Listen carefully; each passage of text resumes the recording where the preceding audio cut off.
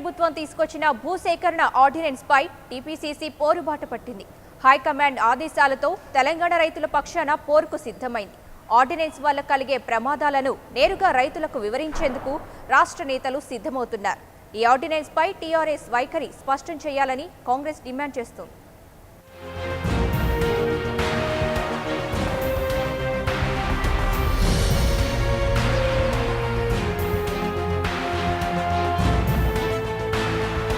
తెలంగాణ కాంగ్రెస్ రైతుబాట పట్టేందుకు సిద్ధమవుతోంది.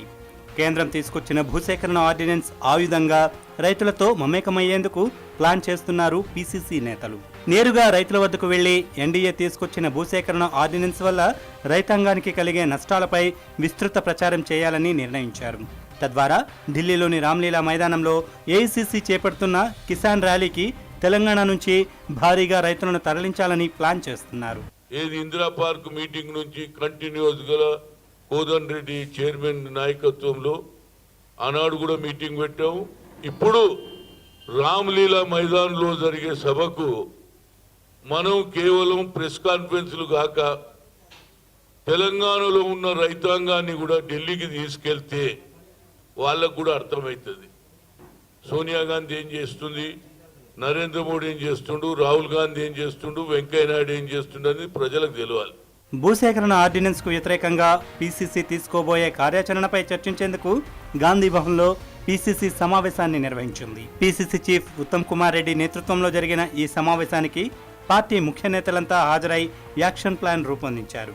ఈ నెల 19న ఢిల్లీలో కాంగ్రెస్ చేపడుతున్న ర్యాలీ, ధర్నాలకు తెలంగాణ నుంచి రైతులను తరలించేందుకు ప్రత్యేక రైళ్లు ఏర్పాటు చేస్తున్నట్లు ఉత్తమ్ తెలిపారు. అసలు ఈ ఆర్డినెన్స్ పై టీఆర్ఎస్ సర్కార్ వైఖరేంటో స్పష్టం చేయాలని ఉత్తమ్ డిమాండ్ చేస్తున్నారు. కేంద్రంలో ఉన్న ఎన్డీఏ ప్రభుత్వం ల్యాండ్ అక్విజిషన్ బిల్ ఆర్డినెన్స్ మీద, అమెండ్మెంట్స్ మీద చర్చ చేయడం జరిగింది. ప్రధానంగా